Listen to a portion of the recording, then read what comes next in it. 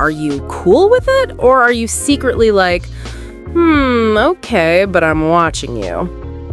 Because today, we're talking about the thing leadership teams argue about in meetings and then pretend they didn't. Side hustles. Yeah, and most companies don't actually have a side hustle problem. They have a leadership reaction problem. Oh, okay, that's a line. Stay right there. Hey everyone, welcome back to the Profit-Driven channel, where we unpack what actually works in leadership, culture, and business, not just what looks good in a policy PDF nobody reads. I'm your host, Maya, and today's topic is one I keep hearing from founders, CEOs, HR leaders, managers, basically everyone. Should employers allow employees to have side hustles? And I'm not talking I sold 2 cupcakes once. I mean real side hustles. Time, money, customers, stress, and yes, risk. To help us talk about it like adults, I've got Dr. Alex, multi-level management experience, HR leadership, operations, governance. He's seen the best, the worst, and the oops, we didn't think about that. Alex, welcome. Thank you, Maya. Happy to be here. Also, slightly nervous because this topic can get people emotional. Like, yikes. It does. People hear side hustle and suddenly it becomes a loyalty trial. Okay, clean stance. 1 sentence. No, it depends. What's your position? Okay, right, here it is. In most cases, employers should allow side hustles, but with clear guardrails. Oh, good. Okay, that's the mature middle. Let's go. Why is this conversation exploding everywhere right now? Okay, 3 big drivers: money pressure, psychological safety, and identity. And leaders oversimplify it like employees are disloyal. No, it's the world changing. 1, money pressure. Cost of living rose in so many places: rent, food, transport, school fees. People feel squeezed, and financial stress doesn't stay at home. It shows up at work as distraction, stress, conflict, lower patience, even absenteeism. Okay, give me a real example. Company I've seen, paint the picture. Yeah, one company, mid-sized professional services, the CEO was frustrated because performance wasn't terrible, but the vibe was heavy. People looked tired, meetings felt quiet, customer service got less warm. Leadership assumed it was engagement, but the pulse check showed staff were financially stressed. Rent spikes, transport costs, family responsibilities. People were mentally juggling survival. A few employees started small side gigs, selling items online, weekend services. Leadership panicked at first, but for some employees, the side hustle reduced financial panic. They actually became more consistent at work because the stress load got lighter. Wait, so side hustle can improve performance? That's not the common CEO take. Sometimes, yes. Not always. But leaders have to admit anxiety can reduce performance too. So the question isn't side hustle good or bad, it's how do we manage risk and outcomes? 2, psychological safety. Second, people want a safety net. Jobs feel fragile. Restructures happen. Downsizings happen.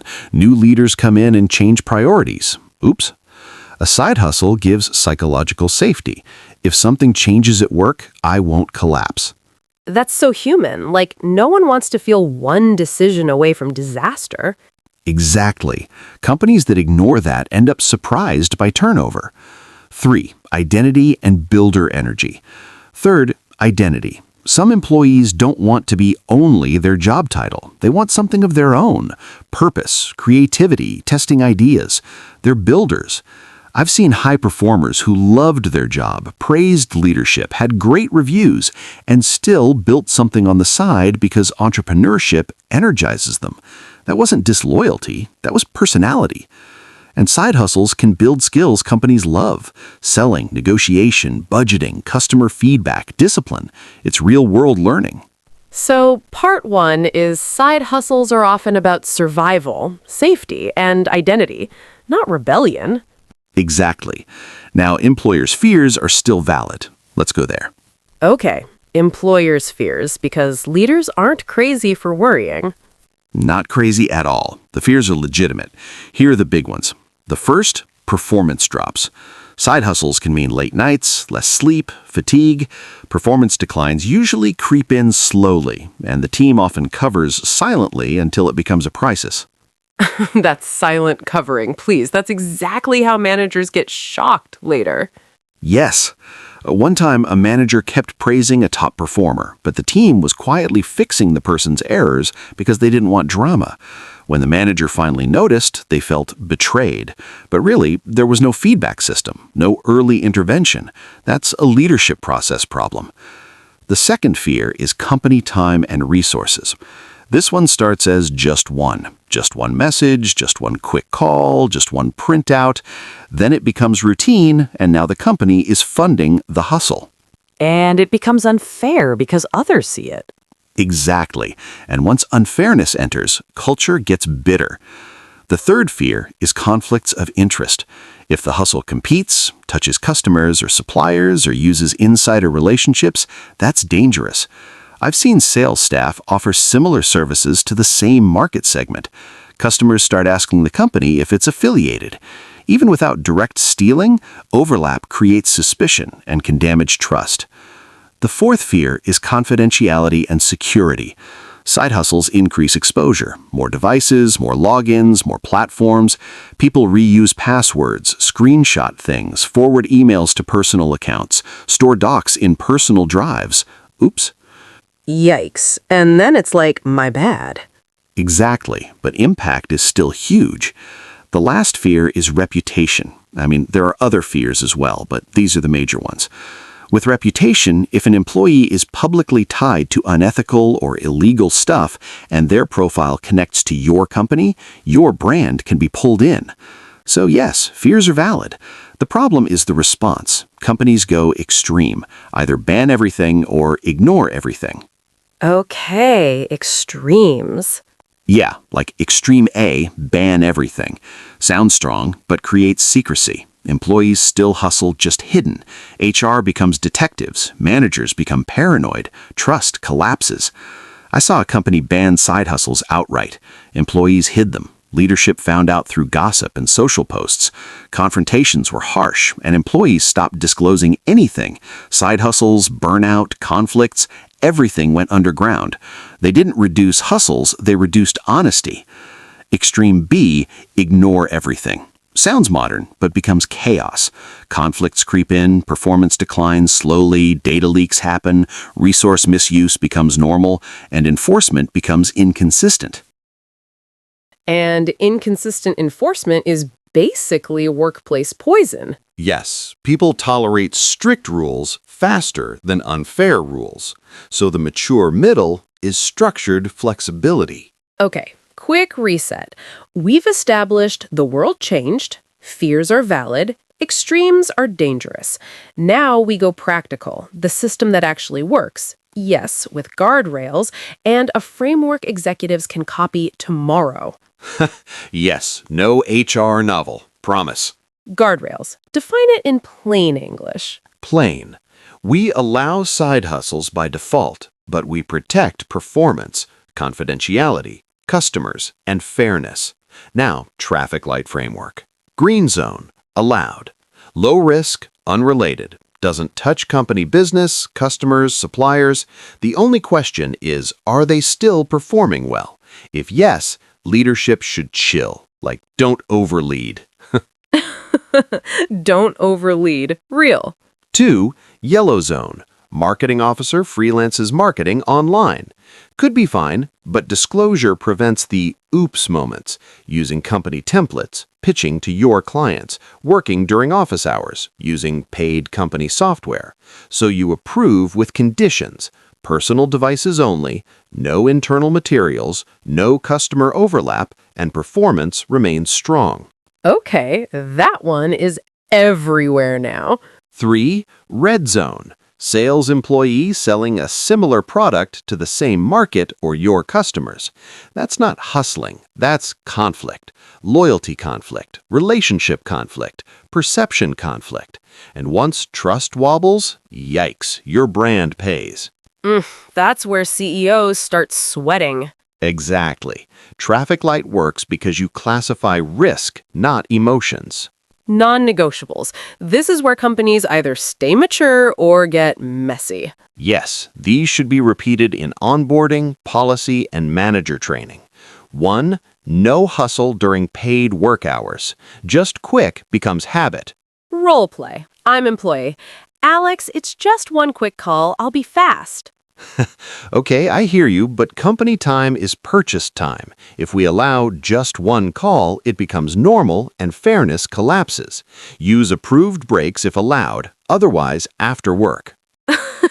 Don't overlead. Real. 2. No company resources. No devices, printers, licenses, office space, vehicles, staff support. Employee. My laptop is slow. Can I just use the work laptop? Sorry, I'm being annoying today. It's okay. Oops, no. That creates security risk and IP confusion. Use your own device. This protects you and the company. Okay, good. People always argue like Wi-Fi doesn't count. And when leaders become negotiators on basic rules, culture learns that we can bargain, and then, oops, fairness collapses. 3. No conflicts of interest. If it competes, touches customers or suppliers, uses insider relationships, stop that hustle area or choose one path. 4. Confidentiality is non-negotiable. No screenshots of internal docs, no forwarding internal emails to personal accounts, no saving client data in personal drives. 5. Performance stays strong. What you do after hours is your business until it shows up in outcomes. 6. No objective reputational harm. Not moral policing, objective risk only. Illegal activity, scams, deceptive marketing, misuse of company title or brand. Okay, that's the core boundaries. If this conversation speaks to you, please don't forget to like and subscribe, and please share. All right, we're back. Side hustles as symptom. Expand. Yeah, Sometimes side hustles aren't the main problem. They're a signal. If you see desperation hustling everywhere, multiple gigs, exhaustion, ask, are we paying fairly? Do people see growth? Are incentives meaningful? Is workload reasonable? I worked with a company where leaders blamed lack of loyalty, but the real issue was pay fairness. Experienced employees felt stuck, new hires were close to their pay, raises were inconsistent, and workload was heavy. Hustles were survival.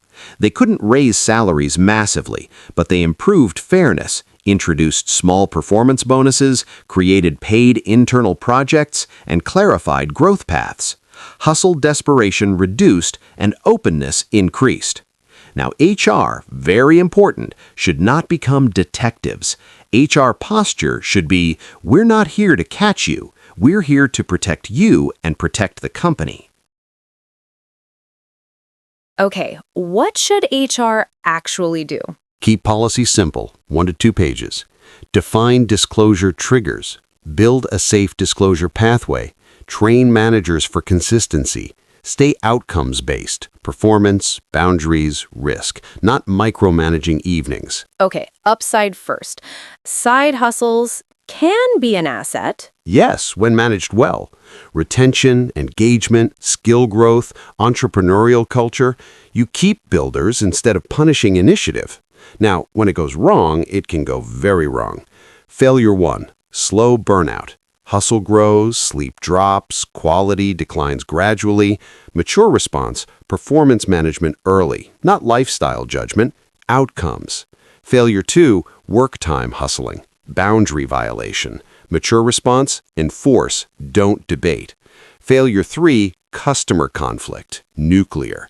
If an employee sells to your customers, trust breaks fast. Mature response, verify facts and act firmly. Wait, pause. I want one more customer conflict story because this is the one that scares people the most. Yeah, okay, here's a common pattern. A customer calls and says, your employee offered to do this privately for cheaper.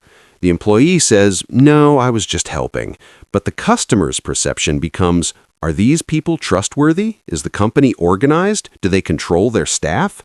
Leaders sometimes downplay it to avoid discomfort, but if you don't address it firmly, you've told the organization customer overlap is negotiable, and once that message spreads, yikes, your customer relationships are exposed. So the response is calm but firm. Exactly. Professional, fact-based, but firm.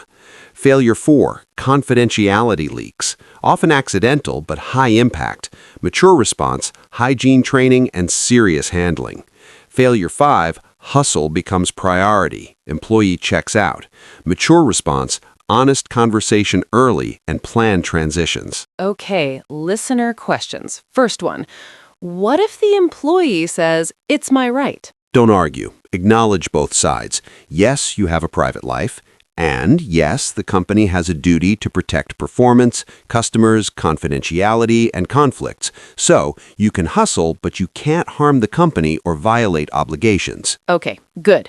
Next, do rules change by role? Yes, risk isn't equal. Finance, procurement, sales, IT/cyber, leadership, higher access, higher impact. Last one, should disclosure be required for every hustle? No, that becomes policing. Disclosure is required when risk is possible, yellow zone cases, or sensitive roles. Okay, one more question that popped up everywhere. What about remote work? People are like, I'm home, my time is flexible. Does work hours hustling still apply? Oh, great question. Remote work doesn't mean work hours don't exist. It means you define expectations differently. Number 1, availability windows, core collaboration hours, responsiveness windows. Number 2, output standards, deadlines, deliverables, response times. If someone runs their hustle during the window they're supposed to be responsive, it's still a work hours violation. So remote isn't a loophole. Exactly. Remote is a location change, not a boundary removal. If you don't define availability clearly, then, oops, confusion becomes conflict. Okay, good. That one is going in the manager training slides. Please do. Quick final break, then we'll close with the practical policy, the HR questions, the IP clarity, and the CEO checklist. All right, leaders want a toolkit. Roles first. High-risk roles. Finance, procurement, sales, IT/cyber, leadership. Finance, payroll, budgets, pricing, confidentiality, and conflict risk. Procurement, vendor selection, corruption, or perceived bias risk. Sales, relationships, customer overlap risk. IT/security, system access, security risk. Leadership, reputation and strategy, public impact and conflict risk. Okay, practical policy, plain language. We support responsible outside work. Side hustles are allowed if they don't 1. Reduce performance, 2. Create conflicts, 3. Use company time or resources, 4. Compromise confidentiality or security, 5. Create objective reputational risk. Disclosure is required when overlap risk exists. Same industry, customers, suppliers, partners, time-heavy, sensitive roles. Violations have consequences consistently. Disclosure tone. How do you keep it safe? Wrong vibe, we heard you have a business, explain yourself. Right vibe, thanks for being open. We support responsible outside work. We just need to confirm no conflict, no confidentiality risk, and performance stays strong. HR questions. What is it? Customer category. Overlap with our industry or customers? Time weekly? Any work hour activity? Must be no. Any company resources? Must be no. IP confidentiality exposure? Supplier or partner overlap? Reputational risk if public? Then classify green, yellow, or red. IP, give it clean. IP depends on contract and local law, but common sense, unrelated and personal time and personal tools, usually employee. Company time, tools, confidential information, company domain, company likely has a claim or serious interest. Prevention, separate tools, separate storage, handle overlap early. Fair enforcement. If enforcement is inconsistent, culture becomes cynical. So enforce by framework, role risk, performance standards, verified facts, not gossip or favoritism. CEO checklist? 6 questions. 1. Compete directly or indirectly. 2. Touch customers, suppliers, partners. 3. Increase confidentiality or security risk. 4. Affect performance, attendance, or responsiveness. 5. High trust, high access role. 6. Comfortable if public. Mostly no equals green.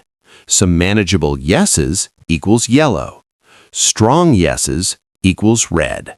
Okay, final conclusion. Land this plane. Side hustles are not the enemy.